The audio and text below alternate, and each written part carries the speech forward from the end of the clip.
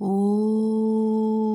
तव कथामृतं तप्तजीवनं कविभिरीडितं कल्मषापहं श्रवणमङ्गलं श्रीमदाततं भुवि गृह्णन्ति ये भूरिदा जनाः।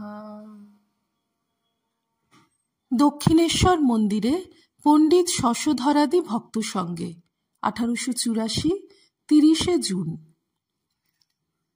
শ্রী রামকৃষ্ণ। নিত্যসিদ্ধ আলাদা থাক, যেমন অরণি কাষ্ঠ, একটু ঘষলেই আগুন, আবার না ঘষলেও হয়। একটু সাধন করলেই নিত্যসিদ্ধ ভগবানকে লাভ করে, আবার সাধন না করলেও পায়। তবে নিত্যসিদ্ধ ভগবান লাভ করার পর সাধন করে, যেমন লাউ কুমড়ো গাছে আগে ফল হয়, তারপর ফুল। পণ্ডিত লাউ কুমড়োর ফল আগে হয় শুনিয়া হাসিতেছেন। শ্রী রামকৃষ্ণ। আর নিত্যসিদ্ধ হোমা পাখির ন্যায়। তার মা উচ্চ আকাশে থাকে, প্রসবের পর ছানা পৃথিবীর দিকে পড়তে থাকে, পড়তে পড়তে ডানা উঠে ও চোখ ফুটে, কিন্তু মাটি গায়ে আঘাত না লাগতে লাগতে মার দিকে চোঁচা দৌড় দেয়। কোথায় মা, কোথায় মা? দেখো না, প্রহ্লাদের ক লিখতে চক্ষে ধারা। ঠাকুর নিত্যসিদ্ধের কথায় অরণি কাঠ ও হোমা পাখির দৃষ্টান্তের দ্বারা কি নিজের অবস্থা বুঝাইতেছেন? ঠাকুর পণ্ডিতের বিনীত ভাব দেখিয়া সন্তুষ্ট হইয়াছেন, পণ্ডিতের স্বভাবের বিষয় ভক্তদের বলিতেছেন। শ্রী রামকৃষ্ণ ভক্তদের প্রতি। এর স্বভাবটি বেশ। মাটির দেওয়ালে পেরেক পুঁতলে কোনো কষ্ট হয় না। পাথরে পেরেকের গোড়া ভেঙে যায়, তবু পাথরের কিছু হয় না। এমন সব লোক আছে, হাজার ঈশ্বর কথা শুনুক, কোনো মতে চৈতন্য হয় না। যেমন কুমির, গায়ে তরবারির চোপ লাগে না। পণ্ডিত। কুমিরের পেটে বর্ষা মারলে হয়। সকলের হাস্য। শ্রী রামকৃষ্ণ সহাস্যে। গুচ্ছির শাস্ত্র পড়ে কি হবে? ফিলসফি। সকলের হাস্য। পণ্ডিত সহাস্যে। ফিলসফি বটে। শ্রী রামকৃষ্ণ। লম্বা লম্বা কথা বললে কি হবে?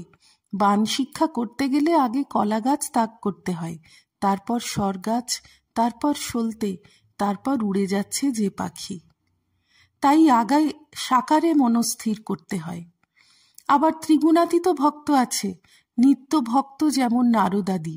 সে ভক্তিতে চিন্ময় শ্যাম, চিন্ময় ধাম, চিন্ময় সেবক, নিত্য ঈশ্বর, নিত্য ভক্ত, নিত্য ধাম। যারা নেতি নেতি জ্ঞান বিচার করছে, তারা অবতার মানে না। হাজরা বেশ বলে, ভক্তের জন্যই অবতার, জ্ঞানীর জন্য অবতার নয়। তারা তো সোহম হয়ে বসে আছে। ঠাকুর ও ভক্তেরা সকলেই কিয়ৎকাল চুপ করিয়া আছেন। এইবার পণ্ডিত কথা কহিতেছেন। পণ্ডিত। আজ্ঞে, কিসে নিষ্ঠুর ভাবটা যায়? হাস্য দেখলে মাংসপেশি স্নায়ু মনে পড়ে, শোক দেখলে কিরকম নার্ভাস সিস্টেম মনে পড়ে। শ্রী রামকৃষ্ণ সহাস্যে। নারায়ণ শাস্ত্রী তাই বলতো, শাস্ত্র পড়ার দোষ তর্ক বিচার এইসব এনে ফেলে। পণ্ডিত।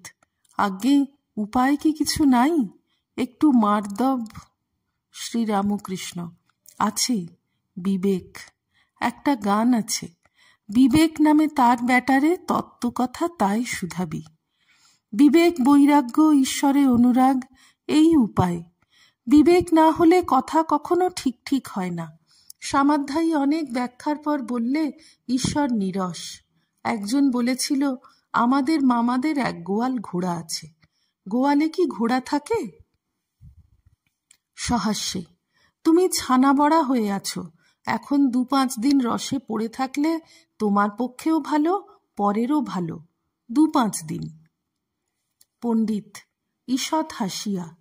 ছানা বড়া পুড়ে অঙ্গার হয়ে গিয়েছে। শ্রী রামকৃষ্ণ সহাস্যে। না না, আরশোলার রং হয়েছে। হাজরা। বেশ ভাজা হয়েছে, এখন রস খাবে বেশ। শ্রী রামকৃষ্ণ। কি জানো, শাস্ত্র বেশি পড়বার দরকার নাই। বেশি পড়লে তর্ক বিচার এসে পড়ে। ন্যাংটা আমায় শেখাতো, উপদেশ দিত। গীতা 10 বার বললে যা হয় তাই গীতার সার। অর্থাৎ গীতা গীতা 10 বার বলতে বলতে ত্যাগী ত্যাগী হয়ে যায়। উপায় বিবেক, বৈরাগ্য আর ঈশ্বরে অনুরাগ। কিরূপ অনুরাগ? ঈশ্বরের জন্য প্রাণ ব্যাকুল, যেমন ব্যাকুল হয়ে বৎসের পিছে গাভী ধায়। পণ্ডিত: বেদে ঠিক অমনি আছে। গাভী যেমন বৎসের জন্য ডাকে, তোমাকে আমরা তেমনি ডাকছি। শ্রীরামকৃষ্ণ: ব্যাকুলতার সঙ্গে কাঁদো, আর বিবেক বৈরাগ্য এনে যদি কেউ সর্বত্যাগ করতে পারে তাহলে সাক্ষাৎকার হবে। সে ব্যাকুলতা এলে উন্মাদের অবস্থা হয়, তা জ্ঞান পথেই হোক আর ভক্তিপথেই হোক। দুর্বাসার জ্ঞান উন্মাদ হয়েছিল।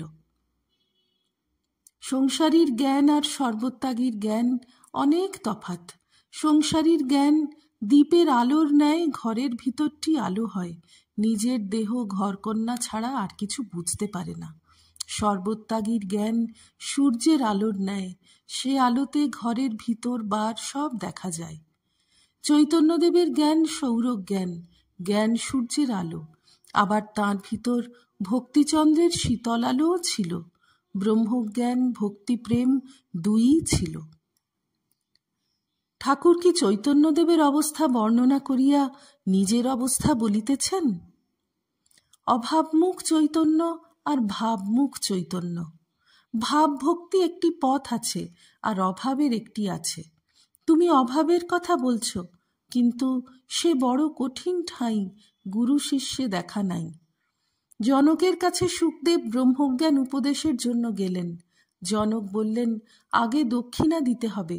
তোমার ব্রহ্মজ্ঞান হলে আর দক্ষিণা দেবে না, কেননা তখন গুরু শিষ্যে ভেদ থাকে না। ভাব অভাব সবই পথ, অনন্ত মত, অনন্ত পথ। কিন্তু একটি কথা আছে, কলিতে নারদীয় ভক্তি, এই বিধান। এ পথে প্রথমে ভক্তি, ভক্তি পাকলে ভাব, ভাবের চেয়ে উচ্চ মহাভাব আর প্রেম। মহাভাব আর প্রেম জীবের হয় না, যার তা হয়েছে তার বস্তু লাভ অর্থাৎ ঈশ্বর লাভ হয়েছে।